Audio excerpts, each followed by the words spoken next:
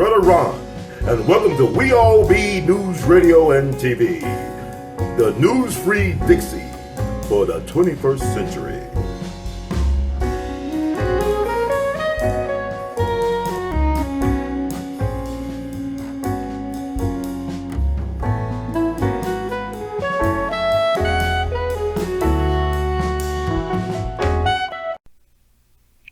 Revolutionary greetings, boys and girls, scholars and laymen, lady and gents, to the woke and wokish, to the sleep, the sheeple, and all folks in between. This is your brother Ron, also known as R2, C2, H2 the Artivist. Welcome to another wonderful, infotaining, edutaining edition of The Artivist Thinks, Thought Provocateur. This is me, Brother Ron. It's been a long time, but not too long. I hope you all are doing well in this horror story, this American horror story known as 2020. Sometimes it's a dramedy, a comedy, a tragedy, all things. This is like a blockbuster for all the wrong reasons. This year 2020, this is the type of year where you die fast or you could age fast, but there's other ways out of this. There's a silver lining to it all. But 2020 to me makes 2016 look like a PG-13 movie. I was gonna say a PG movie, but we lost a lot of folks, iconic figures in 2016.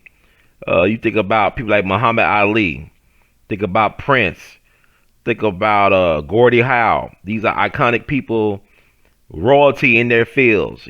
David Bowie, Dr. Frances Cress Welsing, I believe, died in the first week of January. Well, they found her the first week of January. If you had Natalie Cole, she either died on the last day of 2015 or she died in the first week on the first day of 2016. And I know it was interesting. I had a chance to see Natalie Cole in Nashville, bypassed it. That's the same year that the great Cassandra Wilson sang for my birthday. She sang. I wish I recorded it. I was caught off guard when I met her. But I thought, I'll have another chance to see Natalie Cole, and then she dies. Unforgettable. Natalie Cole arguably did pretty well for herself. Looking who her father was or is the late great Nat King Cole, the man who saved Capitol Records, who built Capitol Records. It wasn't built by old blue eyes Frank Sinatra. And I'm a big Frank Sinatra fan, but if you had to give me a choice between Frank Sinatra and Nat King Cole all day long. Nat King Cole was not only a great voice, but he was one amazing piano player. If he never sung a note and just played the notes on the piano, he will still be remembered as an all-time GOAT in terms of what he was able to do with those keyboards. And also he had his own variety show, very successful show, popularity wise, but not supported by corporate sponsors because of the racism. They didn't want to see a black man in prime time back in those days. But you fast forward now, they still don't want to see a black man in prime time. They love to see a black man in prison stripes, i.e. Bill Cosby. But it is a fascinating time to be alive, and the boogification of the black male continues. And we're talking about Herman Cain. That Herman Cain, the black Republican, the guy who was a big time Trump supporter, Herman Cain, that cat, right? I think this is very important because we got to reclaim the narrative as black folks. We got to tell our stories on our own terms. We often let our enemies define who we are. And like Brother Malcolm said so many years ago, only a fool will let their enemies be the primary educators of their children. And black folks have been very foolish over the decades. We think everybody have our best interests. We think we actually have allies. But, the only ally you really have is the truth. And the truth is not always your friend, or the truth is not always your enabler, rather. The truth is what it is. It stands on its own. Like Bobby Dick Gregory would say, my truth does not need to be validated by your ignorance. So a lot of times people, want to make it their business to challenge what I say via social media, what I do. I don't like to get into social media debates going back and forth. I think I'm gonna let y'all know what y'all need to do. I know people be asking, well, Brother Ron, what does this mean? All this stuff. Why don't you Google? Google's your friend. Google is your religion. You pray to Google. Type in that search engine what you want to know, and it'll give you some options. That's the new religion. In the information age, you pray to the search engine for what you want. But let's get to the thing at hand. Herman Cain passed away July 30th, 2020. He passed away. Before him died, some iconic figures. Like I said, 2016, we lost Fidel Castro, lost a lot of people. Debbie Reynolds and her daughter Carrie Fisher, George Michael, a lot of iconic figures passed away. Donald Trump elected for the first time. Kobe Bryant retired in 2016. Now he's dead in 2020. And really, that really was started a lot of things to go downward after that, And the fact that he's buried in Corona del Mar, right? He's buried in Corona del Mar. We're dealing with the worldwide coronavirus, COVID-19 pandemic. But, they're trying to say Herman Cain died from complications of COVID-19. And a lot of people think that was karmic justice for supporting Donald Trump for whatever reason. I think people kind of strange about Donald Trump, especially black folks, and how they view and feel about Donald Trump is kind of weird. And that's another segment all in itself. But yes, of course, we all know that Herman Cain went to support Donald Trump in Tulsa, Oklahoma, which, 99 years ago was the infamous Black Wall Street race massacre. Black folks were killed for being prosperous. Like I always reiterate when I talk about lynchings and race massacres and whatnot, a lot of these race massacres, riots, and genocides were started by police misconduct at the core. At the epicenter is police misconduct. So it's funny, like law and order is really like law and disorder. But yeah, so he went there. Donald Trump was criticized when he planned to speak in Tulsa on Juneteenth of 2020 this year. He was roundly criticized. People are so woke now. They so systemically woke. Black folks have learned more about black history under Donald Trump than any time in American history. I really believe that. Even more so than the so-called first black president or second black president, whatever your feelings about Bill Clinton may be, Barack Hussein Obama. But people are more aware of things that have happened in our country over this 400-year sojourn. Now under Trump, than any time in history. That's one thing about Trump. He really is a very polarizing figure, and people can't help but to respond to Trump, the Trump phenomenon. But he rescheduled out of respect once he found out, a situation. We don't want you to speak on Juneteenth at the site of the Tulsa Black Wall Street race massacre. So he said, I'll do it 24 hours later, right? 24/7. The LMA Meek Mill playing in my head continuously. But a very catchy song. But getting back to that. So Trump had his rally on that Saturday after Juneteenth. And then Herman Cain came out. Herman Cain, pictures showing him not wearing masks, taking precautions, not practicing social distance, best practices. Defiantly there to support his man Trump. Herman Cain ran for president back in 2011, 2012. And like I said in one of my social media posts, Herman Cain may have been the most qualified person to ever run for the White House. And people lost their minds, especially black folks who like to call black folks the C word. They ain't dealing with the N word, it's the C word now. So, yeah, I know what the C word is. I'm not going to say it. I like to get my stuff monetized. YouTube playing games, but it don't really matter about that because I don't make no money off of YouTube like people think I do. But and I still love talking to the people. So there you go. Passion trumps everything. See how it works. But he was for the group. I think he was a member of the group Blacks for Trump, Black Voices for Trump, something like that. That's a black group that support prominent black supporters of Donald Trump. So Herman Cain was very well respected by Donald Trump. Donald Trump wanted to nominate him for the board of governors for the Federal Reserve, and people criticized him for that, but he was more than qualified for that because he was the chairman of the Federal Reserve of Kansas City and served in some other capacities with the Federal Reserve. That's the Federal Reserve. You know, anybody know about Illuminati and the Faustian deal that Woodrow Wilson did to become president in 1912? He said, look, I want to be president so bad, I'll help create the Federal Reserve and I'll create the IRS. So Woodrow Wilson, a Democrat, Dixiecrat, prototype supporter of the Klan. He endorsed the Birth of a Nation movie, screened it in the White House, and said it was like writing history with lightning. It was so accurate, and his college classmate actually wrote the book The Klansman, which is the basis for the movie Birth of the Nation, Thomas Dixon. So all this stuff is weirdly connected. But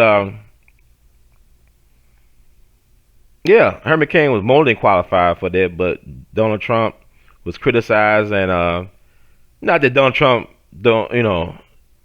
he does not cower to criticism, but Herman Cain withdrew his name for consideration just out of respect for Trump, I guess. Didn't want to drag him through that whole process, but he was more than qualified.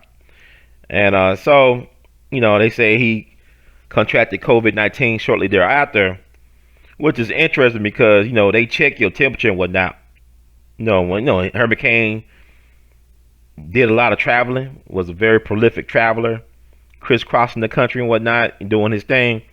So, like his spokespeople said, you can't really tell when he actually contracted the alleged COVID-19. But also, I keep in mind that Herman Cain was a stage 4 colon cancer survivor. So he had, a compromised health conditions, the pre-existing conditions. I mean, even though the cancer, I believe, was in remission, he had his, health challenges. But it's been years in the making. And a lot of us have health challenges, you know what I'm saying? Because of the way the system is. Like, we're a bunch of lab rats and guinea pigs for this system. So they do all type of experimentations on us, even if we don't realize it or not. Food tastes differently now than it did 30-some years ago. I remember, they said Herman Cain used to run Godfather's Pizza. Godfather, he was the CEO of Godfather's Pizza. He brought it, him along his group of investors brought Godfather's Pizza from, I believe, Pillsbury.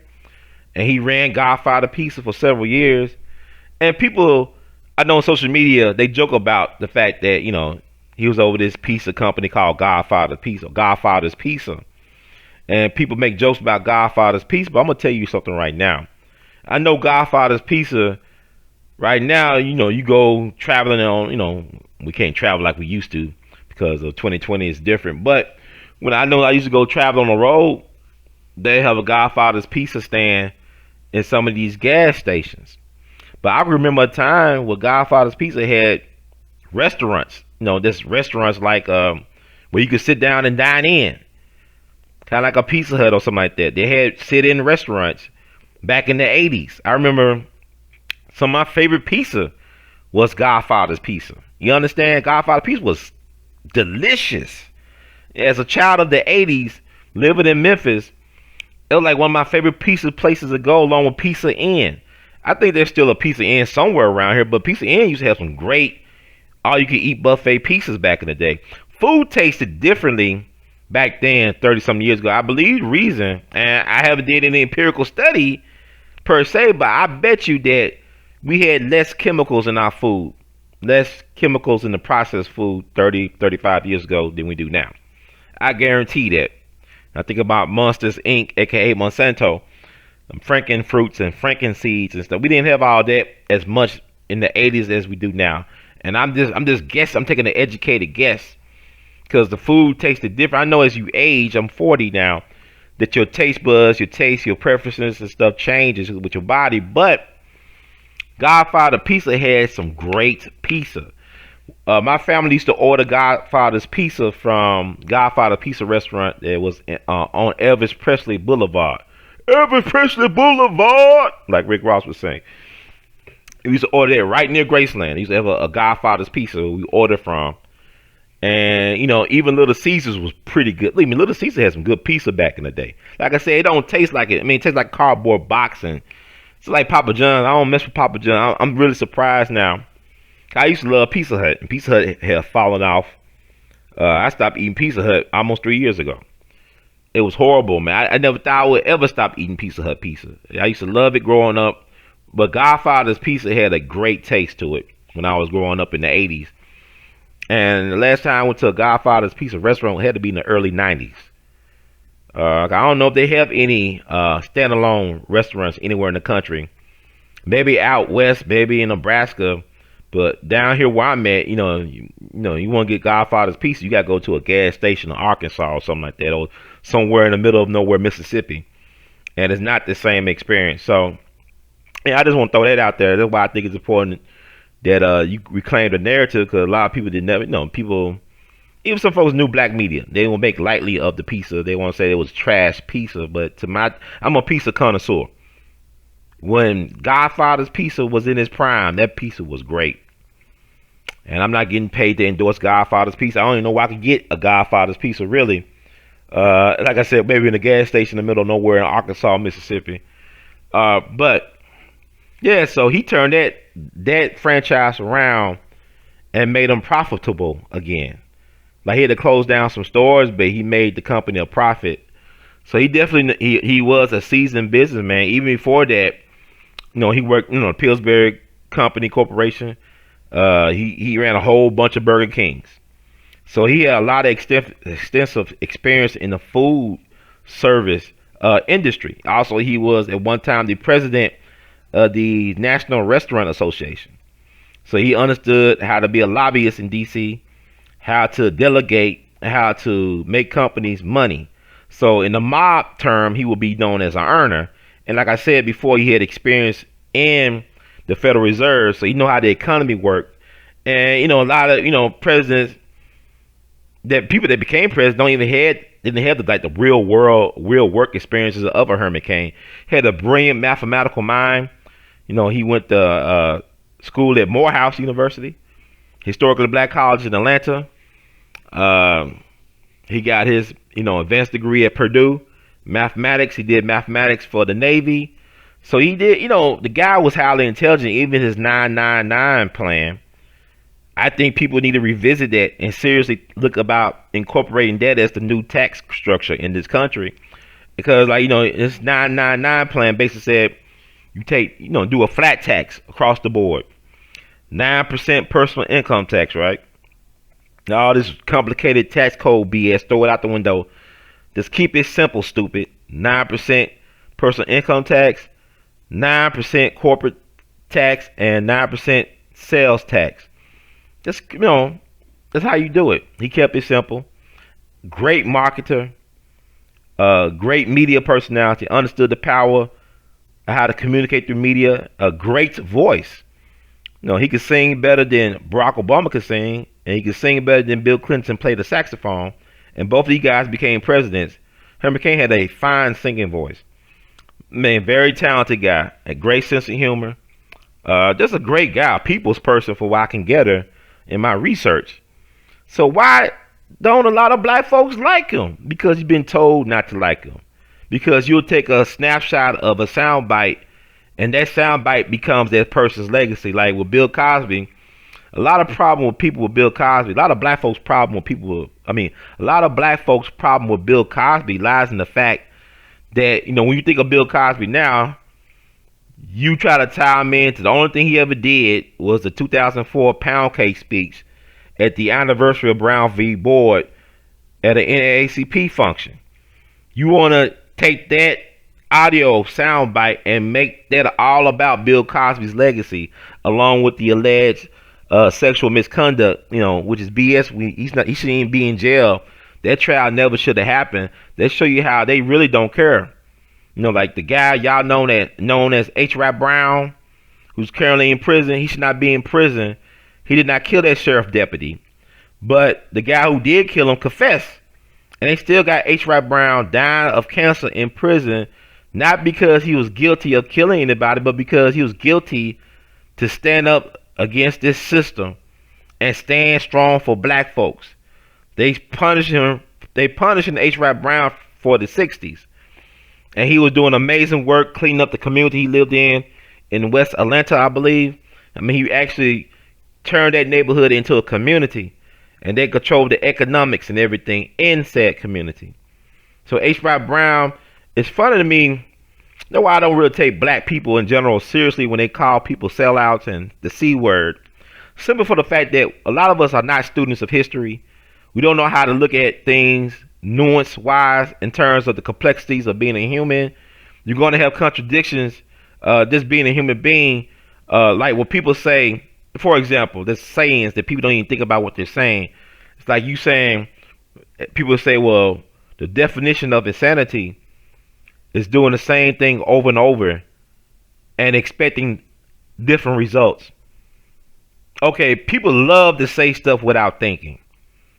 If you really think about that statement,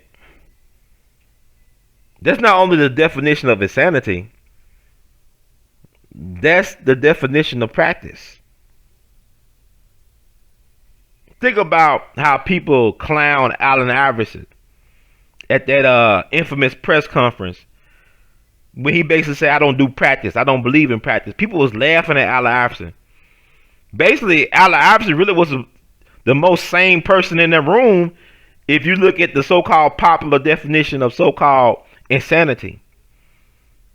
Why we keep on shooting a basketball through a hoop or dribbling if it does not produce a different result? Now, I'm not even saying that's true or not. Because you look at somebody like Kobe Bryant, who was a gym rat, who stayed in the gym hours upon hours perfecting his shot.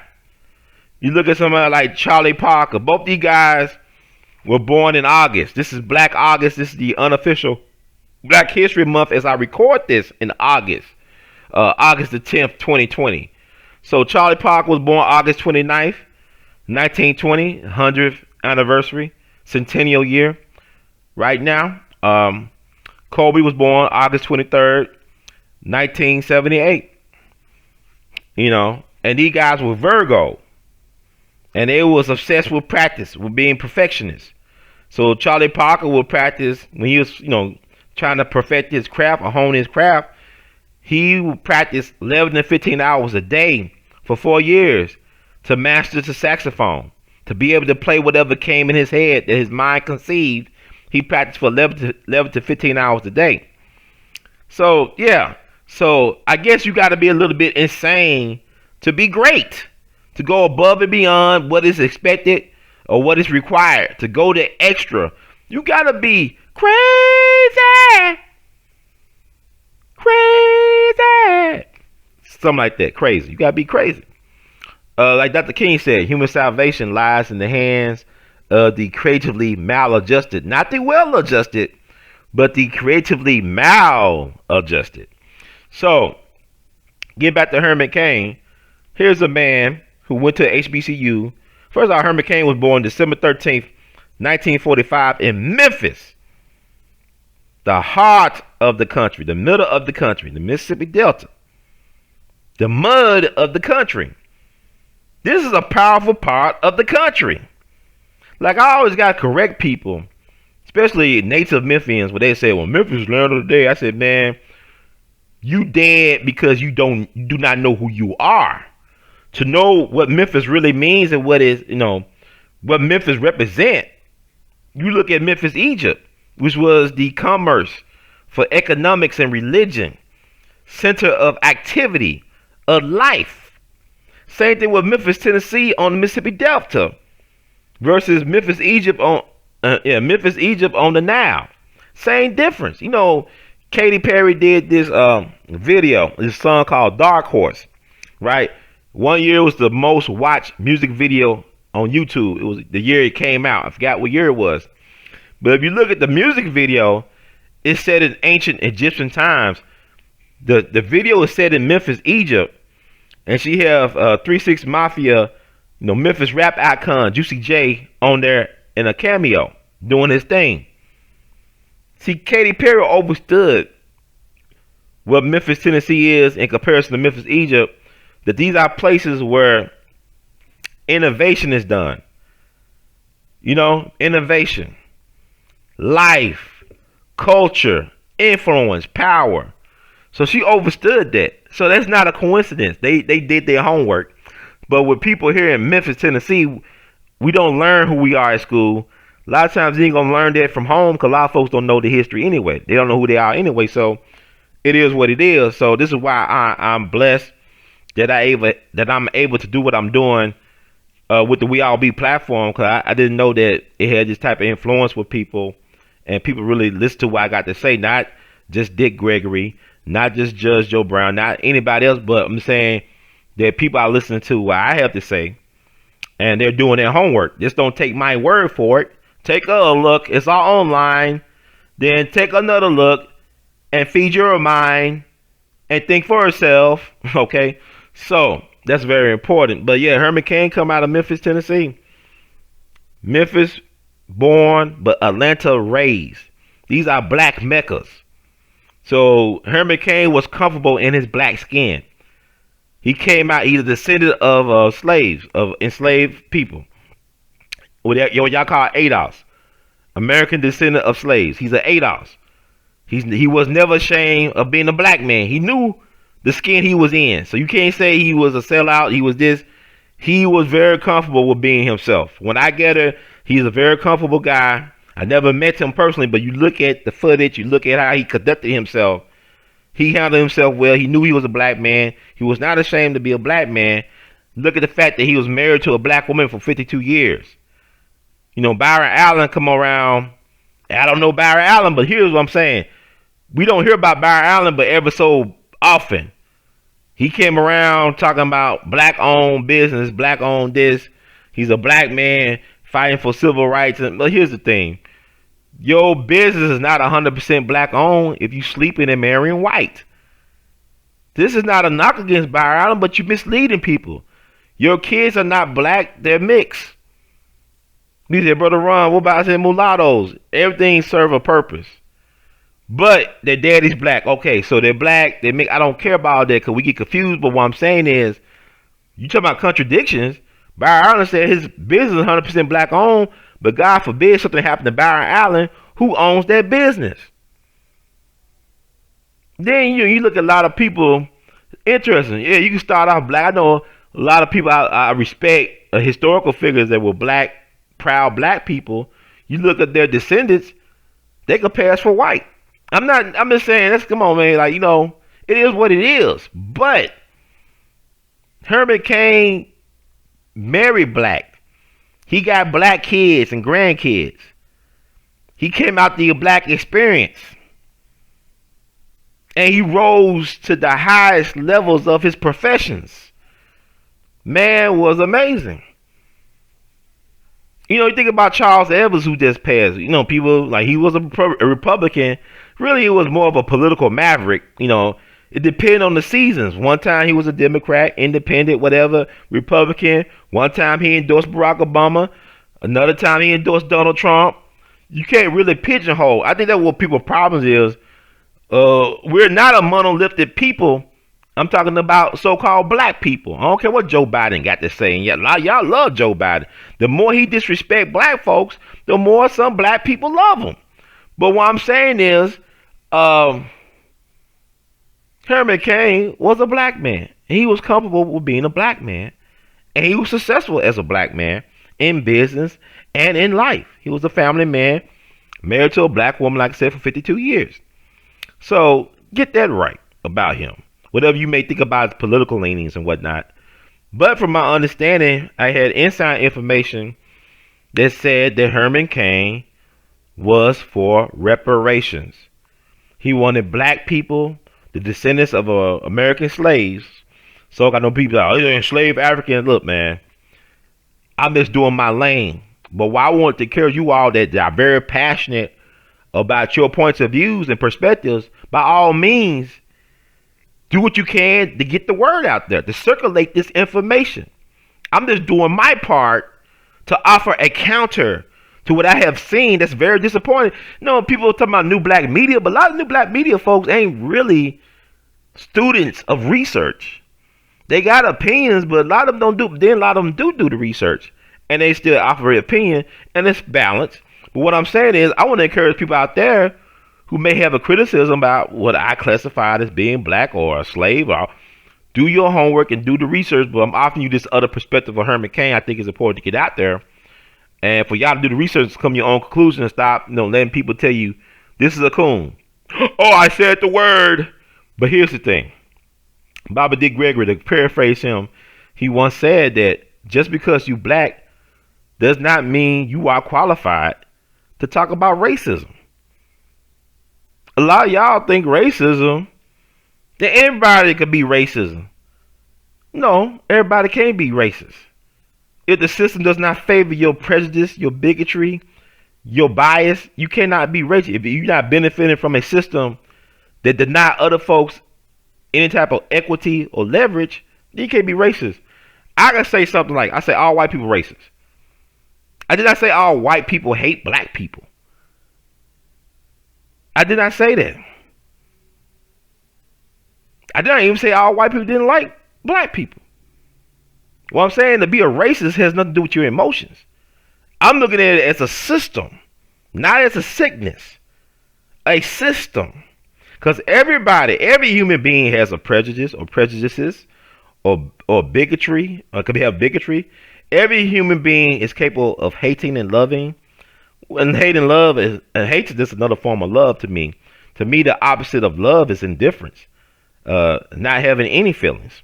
So what I'm saying is, when I say, well, all white people racist, I mean that they are part of a system. They are in a class or group that have benefited from a system that exploits and deny equal or equitable access. You know, majority of people on the planet are victims of this system. Then you got to look at it too, that white gets redefined every so often, every generation. A lot of people that are classified as whites now were not classified as white 100 years ago. So it's a game of chess, because even when people talk about, well, by the majority of 2050 or whatever, that, you know, majority of America will be so-called minority. You words. Majority of America will be minority, meaning that the majority of the people in America will be people that will be classified other than white. But they could change, they're in the process of changing the definition of what whiteness is now. So it's like, it's word games. It's mind games, Jedi mind tricks. So stop waiting for a system that does not acknowledge your humanity to bail your so-called black you know what out. They'll wear your black you know what out, but they won't bail you out. So you people keep on talking about, well, we don't want to fight, we don't want to go to war. They've been at war with us. It's different ways to fight wars. Everybody don't fight a war the same way. It's different ways to fight. Like you look at World War II, they had different fronts. You know, you had the Pacific theater, you had the European theater, you had the African theater. You know, they call these different fronts theaters. So we had different theaters. The world a stage. So I'm just dropping some game on you all, but with Herman Cain, it's complicated. So when I said that he was the most qualified man, quite possibly to run for the White House, I'm not saying it as a sign of disrespect. I'm saying it as actual real respect, because he was qualified to be president. He understood or overstood the economy. He knew how to create jobs.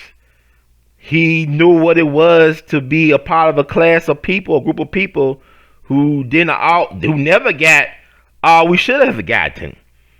And so he was an advocate for black reparations. And meanwhile, a lot of black folks love Obama. Obama didn't really do that much for black people. And he was not for reparations. He was for everybody else. I mean, he was for LGBTQIA, whatever they want to call themselves, getting compensation and reparations and whatnot. Even his ace boon coon, Joe Biden, before all this stuff hit the fan with the coronas and stuff, he was saying his number one priority was the LGBTQIA community, not black people. But then he said, if you don't vote for him, you ain't black. That means if you ain't suffering from Stockholm syndrome and you don't vote for him, do what I'm saying. I need y'all, especially y'all with kids, children. Y'all need to start study groups and study this apparatus y'all call the Republic of the United States of America, and understand and understand what is at play here and what the stakes are, because we're not getting the memo. So, you know, okay, so that makes it even more heroic, in my opinion. It makes him more of a hero Herman Cain that he would put his health at risk by going to Tulsa post Juneteenth during the 99th anniversary year of the Tulsa Race Massacre. If it's true that he was trying to advocate for reparations, you think about, Johnny Cochran, the great lawyer, and who passed away from allegedly cancer, but who knows, brain cancer, I think, back in 2005. One of the last things he was trying to do was to make the case for black folks in America getting reparations. But people don't recall that, or they talk little of that. And now, Johnny Cochran has been replaced by Ben Crumps and Lee Merritt, but those guys, replacement game. You think about Fred Hampton. They killed him at 21 in Chicago, but Chicago helped Barack Obama become president. Jesse Jackson was 26 when Dr. King died. And he was 27 the next year that Fred Hampton, I believe, died. And he spoke at Fred's funeral. And, he did, whatever you want to say about Jesse Jackson, be fair and balanced in your assessment of Jesse. You understand what I'm saying? Like, give him his props, his due. Criticize him where criticism is necessary. But be fair and balanced about it. But Jesse Jackson idea for Rainbow Coalition came from Fred Hampton. Fred Hampton Sr. first coined that phrase, Rainbow Coalition, when dealing with his street tribes. When he was organizing Latino, the whites, and the black street gangs in Chicago, he called them the Rainbow Coalition. And this guy was killed at 21 years old by the state. And now they got a movie coming out. And I don't trust Hollywood with telling our stories, because Daniel Kaluuya, whatever the name, the brother, the African Brit, who played in Get Out, the lead. He played in Wakanda Land, the Black Panther. He played in Queen and Slim. All these movies are not only propaganda, they sound to program the black mind. When I saw him in that movie Queen and Slim, that was most definitely sound. Think about when that movie came out, and think about 2020, what has happened to black folks in 2020 in the aftermath of the Queen and Slim sound. I was there one night. Black folks started booing the movie, the movie screen, and they started leaving before the movie was done. And so, be careful who tell our stories and who you believe about us. Do your research and read a book. Not just go online, but read a book, talk to some elders, and come to your own conclusion. But yeah, so he died, seeking reparation for black people. So that's a story that needs to get out there and amplified. Amplify. That story needs to be told by Herman Cain, putting his life on the line to get reparations for black people, to get in the ear of Trump, because Trump got a lot of people around him that are doing him a disservice by keeping them in the dark about things. You got a lot of self-serving people that are happy that their needs are being met and that their people getting taken care of, but most of the people are suffering. There should not be no black person around Trump not telling the truth about the condition of black America, because they're useless if they're not being in service of trying to empower their people.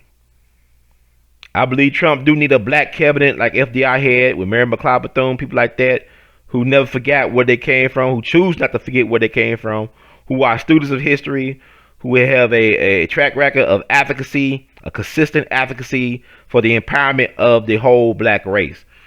And I believe Herman Cain, in his own way, saw himself as a race man who wanted to help his people by the means at his disposal. So I don't hate on Herman Cain. A lot of people say bad things about Herman Cain. I look at, this world does not really honor the people who put in the work a lot of times, who are consistent in their work, who are dedicated to empowering people, who are not interested in always getting credit for the empowerment of the people. Look at the people that died recently, brothers like Reverend C.T. Vivian and Brother Charles Evers. These folks died. They did a lot for people, man. I meet people all the time. They tell me all the good things these guys have done for them, but they're not interested in getting publicity for it. And they were always very accessible in the phone book. You could find their names and phone numbers in the white pages, even online. When the white pages went online, right, you could find their names. You could call them, cold call them, and they may talk to you for 30 minutes to an hour. don't even know you, may not even remember you, but they'll be willing to talk to you because that's what it takes to be a public servant, to really be in the service of the people. You got to be accessible on some level. It's like a lot of y'all could get in touch with me, could call me, can text me, can email me and all this stuff. And sometimes I may be able to respond. Sometimes I'll be overwhelmed. But know that when I still put out work and that I'm doing things to try to enlighten my people, know that you had an impact on me doing so. When y'all send me encouraging texts and whatnot and emails to say keep on going, voicemails, I'm keeping on going.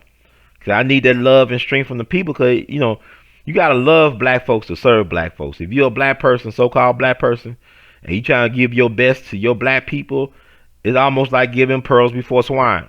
Because a lot of our people are so conditioned not to receive us, not to love each other, not to love thyself in this hateful system.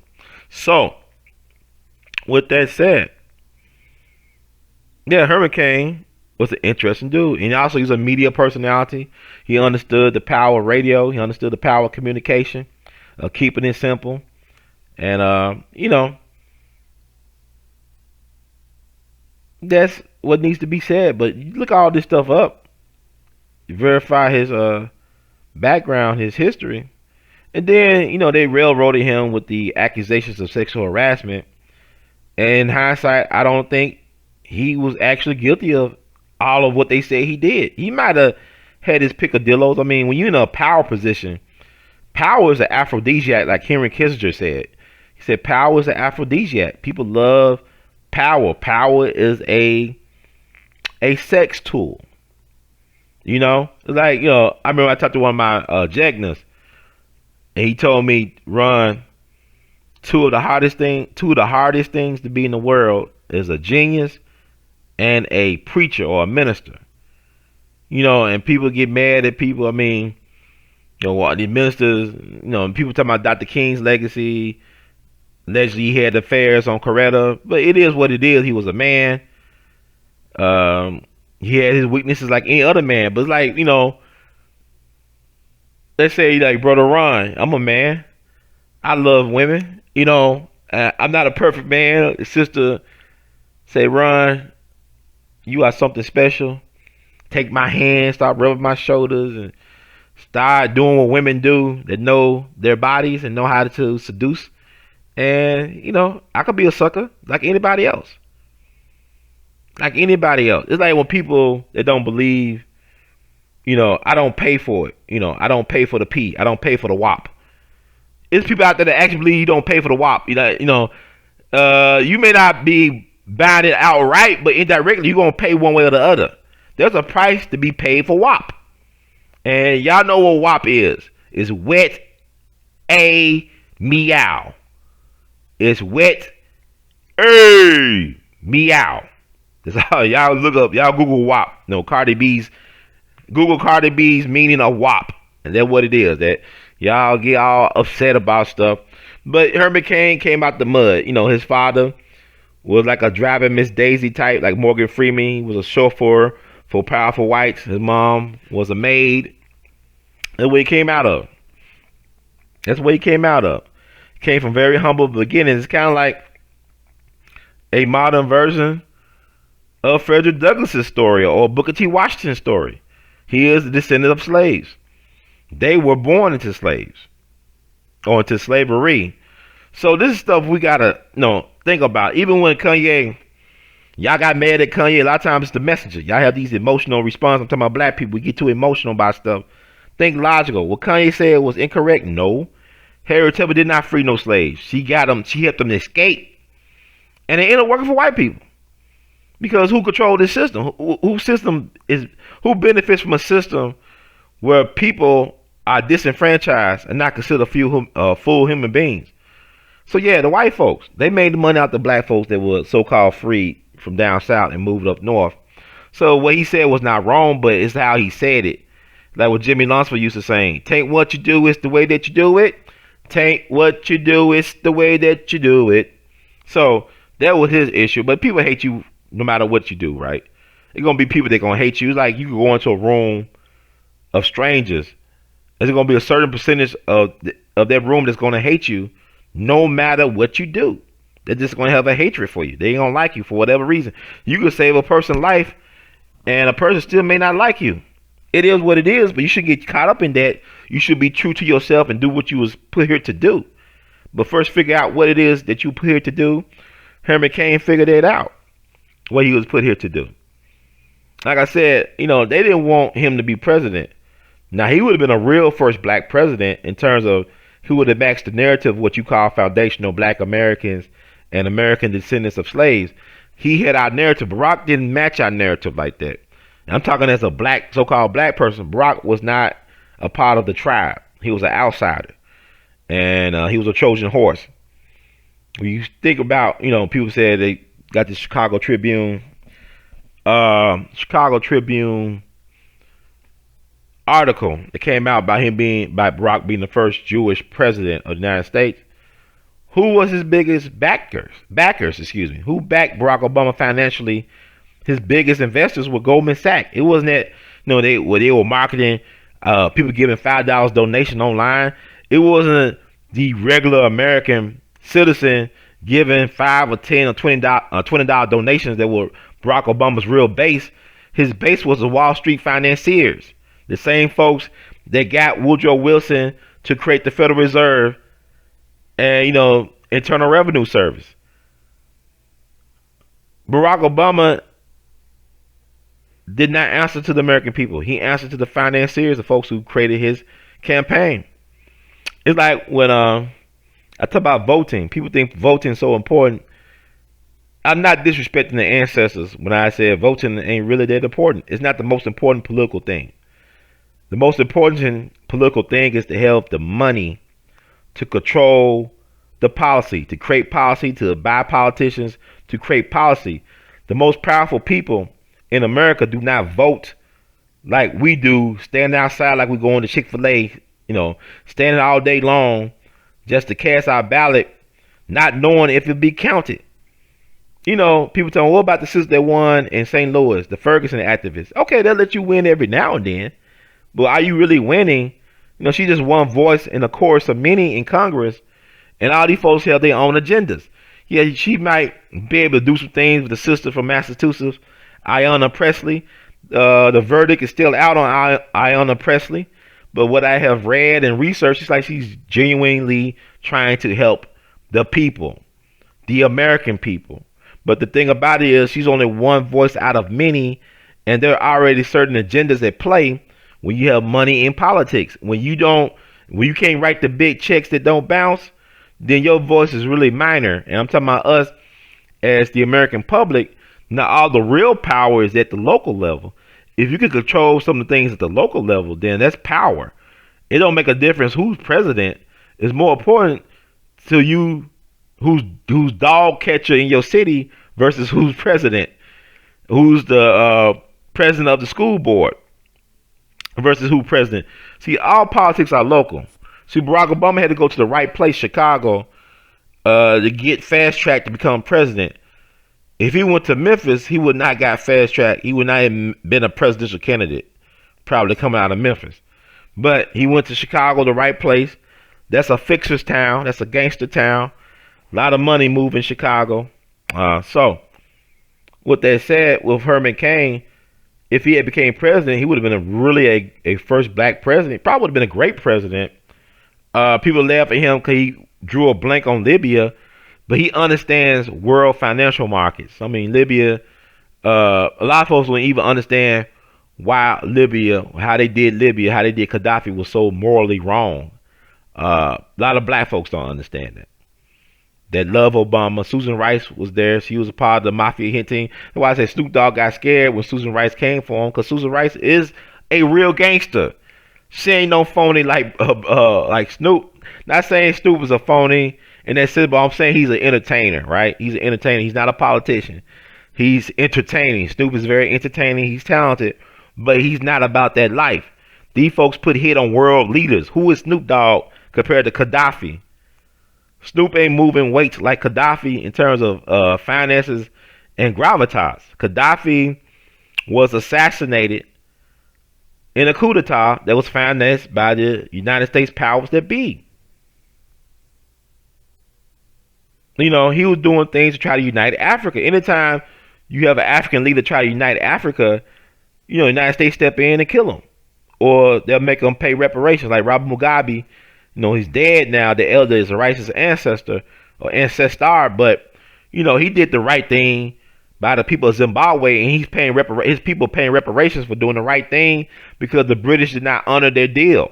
And he said he kicked all the white folks out, whatever. He kicked the white farmers off their land. I never seen a thing where if you beat them at their own game, white folks still make you pay reparations. If you beat them fair and square, whether it be the Haitians, whether it be Robert Mugabe in Zimbabwe, they still make you pay for you kicking their ass, which is interesting. Now, you could say, okay, Germany had to pay some form of reparations for World War One, but they end up bringing World War Two some 20 years later. Because the way you did, you crippling people.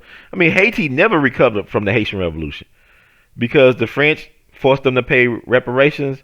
The French destroyed their trees, cut down all them trees to make that the antique furniture that people love so much from the French, caused soil erosion. So you destroyed their local economy. And like you look at places like the World Bank, International Monetary Fund. Read a book by a guy called Confessions of an Economic Hitman.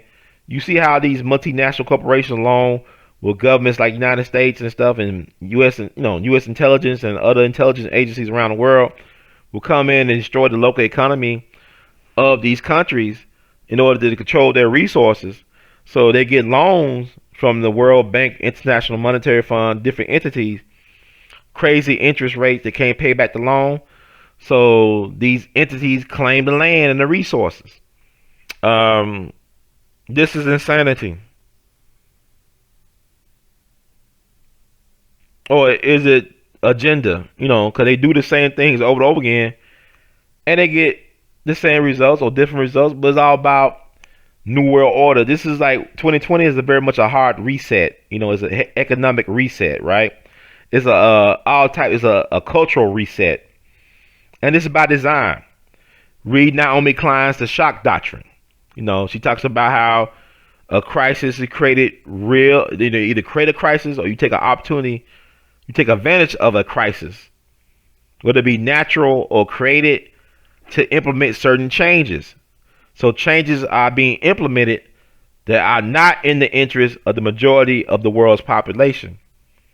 But with Herman Cain, I think he was sincere by trying to help people, because even he admitted, because a lot of baby boomers won't admit that they had it easier than this generation, the millennials do now.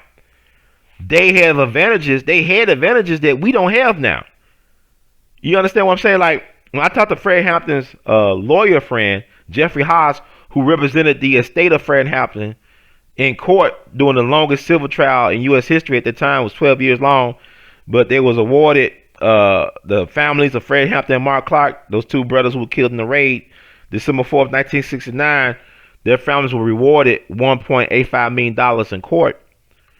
At that time, the longest civil trial in U.S. history. But Jeffrey House, who started the People's Law Office in Chicago, friend of Fred Hampton, graduate of the University of Chicago, he basically told me, look, Ron, the reason why I was able to do the social justice work, the activism, and the movement work, well, because when we came out of college, we didn't have no student loans. We wasn't in deep financial debt. You understand what I'm saying? So they was able to do their work. Even Judge Joe Brown, he talked about his glory days, but even he had to admit that they didn't have the debt situation come out of school that millennials and younger whatever have today. So really, people want to crap on younger people, not understanding that they had overstood, that they had so many great opportunities that a lot of us can't even take for granted. So at the same time, I'm not crapping on the boomers either, or the people of their era, but they got to be out there. That they weren't deep into debt, because right now you're gonna die with the debt unless Donald Trump abolishes or get rid of student loan debt. If he does that, Donald Trump will be the greatest president of all time. I don't care what y'all say. Don't care what y'all say. He'd be the greatest president. He would have obliterated Obama's legacy. Cause every time I see Obama on TV, man, he just had his birthday August 4th. I'm gonna do an Obama segment, I guess, or something. Every time I see Obama on TV, I think about the fact, brother, you had 8 years. You had 8 years to be a president. I think you got mental health issues because you still think you president doing all this tough talking. I mean, and then with Obama, what people don't realize, Obama legitimized not only Donald Trump, but also Joe Biden. If Joe Biden wasn't Obama's president for 8 years, he wouldn't be the presidential nominee for the Democratic Party. He'll be somewhere staring out at the paint drying at his home, because I don't think Joe was up for the task to be president. You know, the way he handled himself, he looked tired. But Donald Trump also was legitimized by Obama because Obama, answered to the criticism of Trump by showing his birth certificate. Whatever you may think about that, the fact that he showed his birth certificate because Donald Trump and the birther movement told him he should, Donald Trump has yet to show his tax returns, and he became president. He said he loved to grab him by the meow, by the wop. And a lot of white women voted for Trump, even though they say they hate him so much. And you can't trust white women in politics. Yeah, I made a broad statement, but look at the women's suffrage movement. All these black women claim themselves to be feminists. Look how the white women did y'all in that movement to get the vote. They threw y'all on the bus. They wouldn't even let y'all march with them. They put Ivy Wells behind them. Ivy Wells was more accomplished than Susan B. Anthony and all them white women. And they had the nerve to disrespect Ivy Wells and Mary Church Terrell. These were brilliant black women. Great organized. Them women clubs they organized back in the day. Brilliant black women. Disrespected by these white women who want nothing more than to get the respect of their white men. The white women were not interested in destroying white men, the white suffragists. The white feminists respect white male patriarchy. Yeah, I said it. I ain't talking about the ones y'all think. I'm talking about the white feminists. They're not about, I want to destroy the man. I want my man to recognize me and to allow me the privilege to vote for his interests. Well, you got a lot of black women, black feminists, so-called, they want to destroy black men.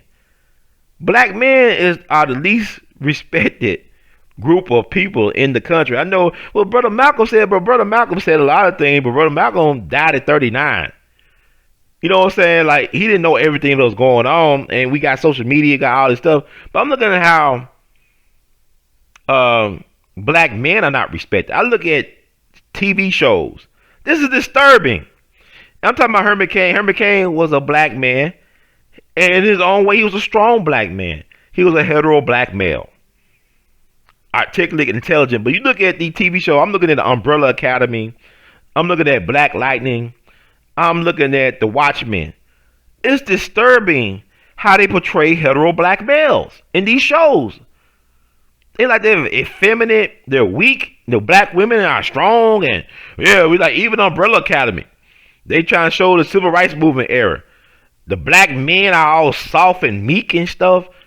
And women, they out there tackling the police and pulling out scissors on white folks that want to rape black women.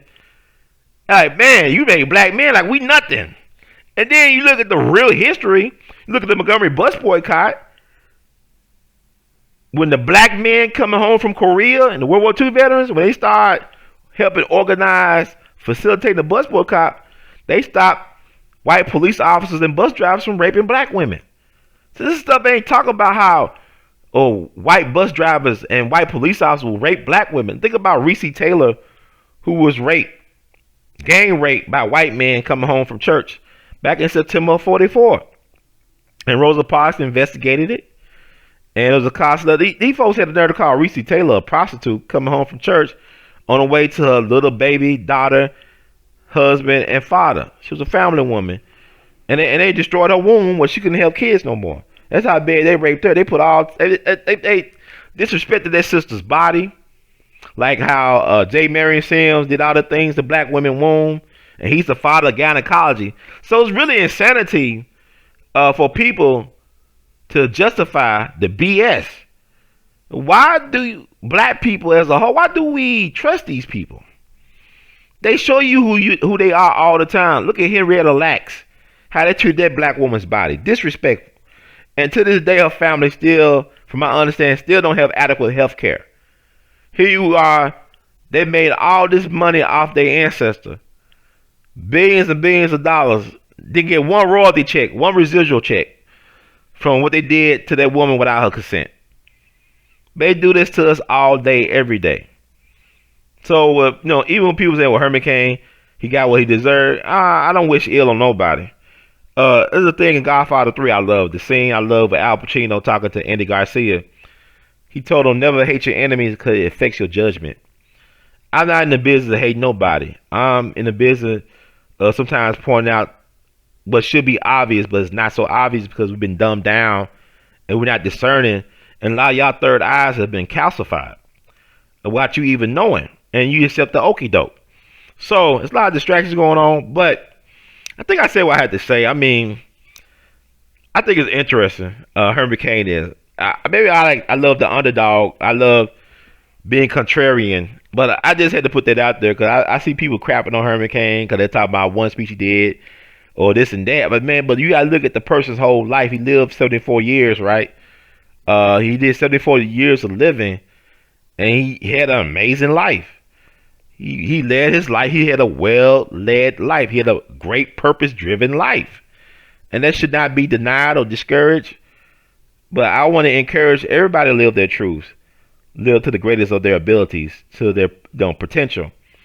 And I guess that's it. Like what Brother Herman Cain will always say about his grandfather. His grandfather was a hard-working man. Grandfather would say, when he would go to town, taking in whatever his stuff into town to sell, he said, the people he wanted people to get on the wagon, he said, "Dams that going, get on the wagon. Dams that ain't, get out the way." Dams that going, get on the wagon, get aboard. Those who ain't, get out the way. Dams that ain't, get out the way. So I want to tell y'all this. This is that type of year we in. Like, where I'm going, ain't gonna let none of y'all get in my way or turn me around. Ain't gonna let nobody turn me around, turn me around, turn me around. I'm gonna be singing and swinging. But that's it, boys and girls, scholars, laymen. If you like the words from Brother Herb, please spread the word. YouTube, We All Be TV. That's We All Be TV. Support the movement. Knowledge is the currency of the universe, but I need support to help to get the word out about knowledge is the currency of the universe. So you can cash app your support at $R2C2H2. That's $R2C2H2. $R2C2H2. You can PayPal or Google Pay your support. Email r2c2h2@gmail.com. That's r2c2h2@gmail.com. Join us at Patreon. Patreon.com/WeAllBe. That's Patreon.com/WeAllBe. Patreon.com//WeAllBe. Buy and wear Artivist gear. Go to our Teespring page, official Teespring page. That's teespring.com and type in R2C2H2 place. That's R2C2H2's place. I tell you, I'm words getting R2C2H2's place. You check out, if you're on YouTube looking at this or watching this or listening to this, check out the shelf with my art on shirts below this video in the description. All right. So that's how we do that. And also, you can buy art prints, from R2C2H2.com. That's artwork by the artivist that you can hang in your office, in your home, whatever space. Make great gifts. Go to R2C2H2.com. Look at some of that stuff. I got to update my website. So much stuff to do. And the days are flying out the calendar. I mean, this year is going by so fast. But at the same time, it's like this year, so much is happening that even when I think about Kobe Bryant, the tragic death of him, his daughter, and the other 7 people, I almost think that happened 2 years ago. So much stuff has happened in this year. But know that regardless of what's going on in this madhouse known as 2020, like 2020 is like it's a Mercury retrograde for a full year. 2020 is the year where it's like it's Mercury retrograde every day. So with that said, the best is still yet to come. Keep on producing and pushing. And in the words of late great Duke Ellington, we love you madly. One love.